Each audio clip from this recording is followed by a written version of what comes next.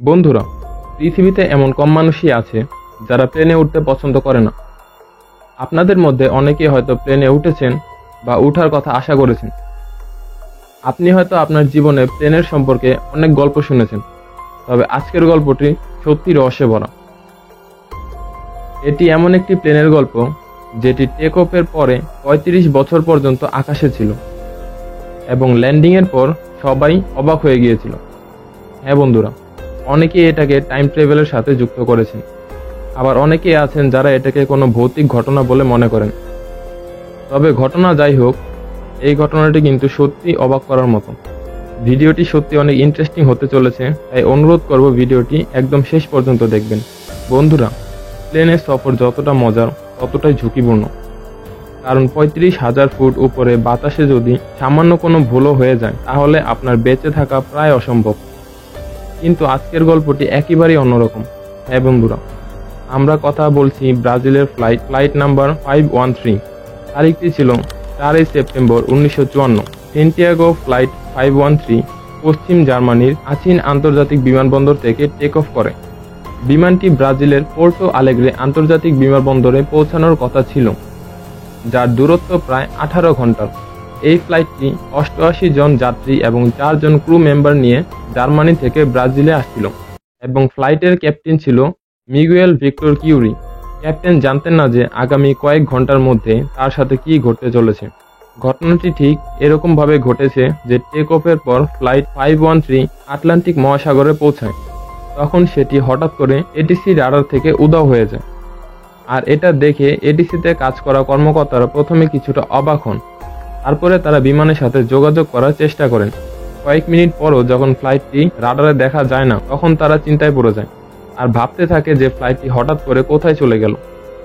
তারপর তারা ক্রমাগত বিমানটির সাথে যোগাযোগ করার চেষ্টা করে, কিন্তু সেন্টিয়াগো ফ্লাইট নাম্বার 513 থেকে কোনো সাড়া পাওয়া যাচ্ছিল না।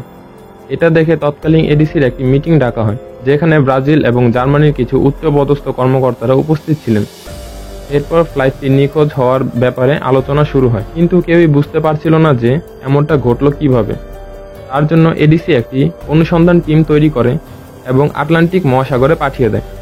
কারণ যখন এডিসি রাডার থেকে বিমানটির সংযোগ বিচ্ছিন্ন হয়েছিল, তখন বিমানটি ছিল আটলান্টিক মহাসাগরের উপরে। সাধারণত যখন এমনটি ঘটে তখন ধরে নেওয়া হয় যে কোনো দুর্ঘটনা ঘটেছে এবং বিমানটি তার শিকার হয়েছে। এই কেসটিতেও এডিসি মনে করেছিল যে স্যান্টিয়াগো ফ্লাইট 513 কোনো দুর্ঘটনার শিকার হয়েছে। কিন্তু যখন অনুসন্ধানকারী টিম আটলান্টিক মহাসাগরে পৌঁছায়, তখন তারা সেখানে কোনো বিমানের ধ্বংসাবশেষ খুঁজে পায়নি, আর না কোনো ভ্রমণরত যাত্রীর মৃতদেহ। তারপর এডিসি মনে করেন যে প্লেনটি হয়তো সমুদ্রের অনেক গভীরে চলে গিয়েছে, যার কারণে আরও একটি দল গঠন করা হয়। অনুসন্ধানকারী দলটি প্রায় সব জায়গায় অনুসন্ধান করেছিল যেখানে প্লেনটি ধ্বংস হয়েছে বলে মনে করা হয়, কিন্তু প্লেনের কোনো সন্ধান পাওয়া যায়নি। প্লেনটি এভাবে নিখোঁজ হওয়ার কারণে ভ্রমণরত যাত্রীদের পরিবারের সদস্যরা খুবই চিন্তিত ছিল এবং জানতে চাচ্ছিল যে প্লেনটির সাথে আসলে কি হয়েছিল। স্যান্টিয়াগো এয়ারলাইন্সের কাছে এর কোনো উত্তর ছিল না। এভাবে কয়েক মাস কেটে যায়, কিন্তু প্লেনের কোনো খোঁজ পাওয়া যায় না।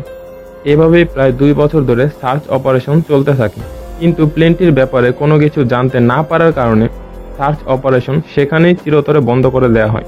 এখন তারিখ আসে 12 অক্টোবর 1989। একটি অচেনা বিমান ব্রাজিলের পোর্টো আলেগ্রে ইন্টারন্যাশনাল বিমানবন্দরের দিকে দ্রুত গতিতে এগিয়ে আসছিল।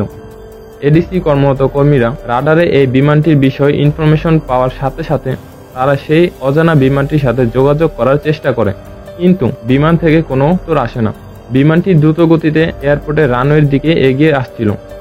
লাগাতার বিমানের সাথে যোগাযোগের চেষ্টা করে যখন ব্যর্থ হয়, তখন তাড়াহুড়ো করে রানওয়ে খালি করেন তারা, এবং খালি করার কয়েক মিনিট পরেই বিমানটি ব্রাজিলের এয়ারপোর্টে ল্যান্ড করে। তারপর এডিসি এর অফিসার এবং কর্মচারীরা তৎক্ষণাৎ জানতে চাচ্ছিল এই বিমানটি আসলো কোথা থেকে এবং কেই বা নিয়ে আসলো। এই কথা ভাবতে ভাবতে যখন তারা বিমানের কাছে পৌঁছায়, তারপর তারা যা দেখলো তা দেখে তাদের পায়ের নিচ থেকে মাটি সরে যায়, কারণ সেই বিমানটি ছিল সেন্টিয়াগো এয়ারলাইন্স কোম্পানির, আর সেই কোম্পানিটি 1956 সালে বন্ধ হয়ে গিয়েছিল, অর্থাৎ সেন্টিয়াগো ফ্লাইট 513 নিখোঁজ হওয়ার ঠিক 2 বছর পর। এখন যে সকল কর্মচারীরা সেন্টিয়াগোর বিমানটি দেখছিল তা দেখতে একেবারে নতুনের মতো ছিল।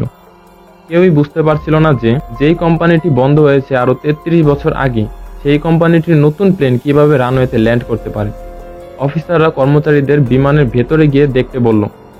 কর্মচারীরা যখন এই বিমানের ভিতরে প্রবেশ করলো, সাথে সাথেই তারা চিৎকার করে উঠল, কারণ প্লেনটি পুরো কঙ্কালে ভরা ছিল। এমনকি ফ্লাইটের ক্যাপ্টেন মিগুয়েল ভিক্টর কিউরি কঙ্কাল রূপে চালকের আসনে বসেছিল। আর এই ফ্লাইটটি ছিল সেন্টিয়াগো ফ্লাইট নাম্বার 513। এখন আসল কথা হলো, প্লেনটি এতদিন কোথায় ছিল? আর এই প্লেনে যখন একজনও জীবিত নেই, তখন প্লেনটি কিভাবে নিখুঁত ল্যান্ডিং করলো? প্লেনের ইঞ্জিন কেন চালু রয়েছে? প্লেন একেবারে নতুন কিভাবে রয়েছে? এই ঘটনাগুলো কোনোভাবেই স্বাভাবিক নয়। বলা হয় আতঙ্ক ছড়িয়ে পড়বে, তাই ব্রাজিল সরকার এই খবরটির উপর ব্যান লাগিয়ে দিয়েছিল। এরপর এর উপর তদন্ত শুরু হয় এবং বিভিন্ন থিওরি সামনে আসে, যেমন প্লেনটি হয়তো টেক অফের পরে টাইম ট্রাভেল করে। দ্বিতীয় থিওরি ছিল প্লেনটি হয়তো এলিয়েনের শিকার হয়েছিল, কিন্তু এগুলো শুধুমাত্র থিওরি ছিল, এগুলোর কোনো শক্ত প্রমাণ ছিল না যে প্লেনটির সাথে আসলে কি হয়েছিল। ব্রাজিল সরকার ঘটনাটি অনেক লুকানোর চেষ্টা করেছিল, কিন্তু 1989 সালের বিখ্যাত সাংবাদিক ইরভিং ফিশার ঘটনাটি প্রকাশ করেছিলেন। তিনি এই ঘটনাটি একটি আর্টিকেলে প্রকাশ করেছিল। সংবাদপত্রে ঘটনাটি প্রকাশিত হওয়ার সাথে সাথে মানুষের মধ্যে ছড়িয়ে পড়ে। তবে ইরভিং এই আর্টিকেলের ব্যাপারে কোনো শক্ত প্রমাণ দেননি। উদাহরণস্বরূপ, সংবাদপত্রে শুধুমাত্র একটি বিমানের ছবি ছাড়া আর কিছুই ছিল না। তাই লোকেরা এটিকে দুইটি থ্রোতে বিভক্ত করেছিল, যার মধ্যে প্রথমটি হলো মানুষ বিশ্বাস করেছিল ঘটনাটি সত্য এবং বিমানটি হয়তো কোনো টাইম ট্রাভেল করেছে, এবং দ্বিতীয়টি হলো মানুষ এটিকে পুরোপুরি মিথ্যা বলে মত প্রকাশ করেছিল। তবে এই বিষয়ে আপনি কি মনে করেন? আপনার মূল্যবান মতামত আমাকে কমেন্ট করে অবশ্যই জানাবেন। গল্পটি ভালো লাগলে অবশ্যই একটি লাইক করবেন এবং নিয়মিত এরকম ইন্টারেস্টিং ভিডিও পেতে ফ্যাক্ট রিপোর্ট ওয়াইটি চ্যানেলটি সাবস্ক্রাইব করে আমাদের সাথে থাকুন। ধন্যবাদ।